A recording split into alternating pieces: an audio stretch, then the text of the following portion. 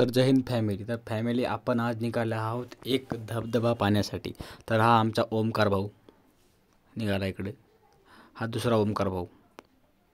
ही आमची गँग निघाली ऑटो बघण्यासाठी, निघाली गँग पुढं. नंतर एक तिसरा कार्यकर्ता भेटला रणवीर, त्याला घेऊन ऑटोत कशी जागा केली आम्ही. नंतर आम्ही निघाल्या स्टेशनकडे. स्टेशनला गेल्यानंतर तिकीट काढून आम्ही निघाल्या प्लॅटफॉर्म 3वर गाडीसाठी. आम्हाला गाडी मिळाली पण जागा नाही मिळाली, त्यामुळे आम्ही उभं टाकून निघाल्या पुढं.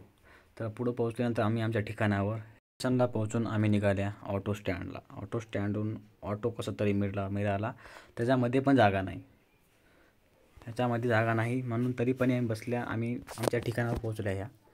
ह्या ठिकाणावर पोहोचल्यानंतर सर्व उतरले. आमचे मित्र उतरल्यानंतर सर्वांनी पैसे काढले खिशातून आणि त्या भैयाला देऊन टाकले ऑटोवाल्या. जेवढे होईल तेवढे 20 रुपये घेतले त्यांनी आम्हाला इथपर्यंत येण्यासाठी आतमध्ये. आणि नंतर ह्या लोकेशनला आम्ही इकडून गेल्या. मग पुढे गेल्यानंतर धबधबा भेटला आम्हाला. नंतर आमचे कार्यकर्ते म्हणले फोटो काढूत आपण सर्वजण.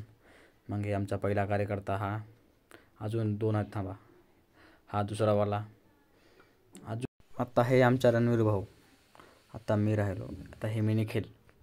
तर आमच्या अंगातलं इकडे आम्हाला समजलं वर एक चांगली जागा आहे, तिथून पूर्ण दिसणार क्लिअर इथले लोकेशन काय आहे ते. आम्ही गेल्यावर स्पायरन चढत वर, इथून असं खूप सुंदर असं दिसत होतं. इथून वरचं पूर्ण असं.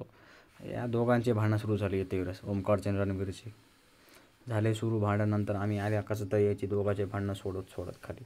तर खाली आल्यावर ह्या मंदिरात जाऊन दर्शन घेतले आम्ही मंदिरात. नंतर ऑटो पकडून आम्ही निघाल्या स्टेशनकडे. जात्या वेळेस ऑटोत पण गर्दी थोडीफार होती, तरी बसल्या. स्टेशनला पोहोचून तिकीट काढायला गेल्या स्टेशनला जाऊन आम्ही बसल्या गाडीमध्ये. गाडीत बसल्यानंतर आम्ही निघाल्या नांदेडला.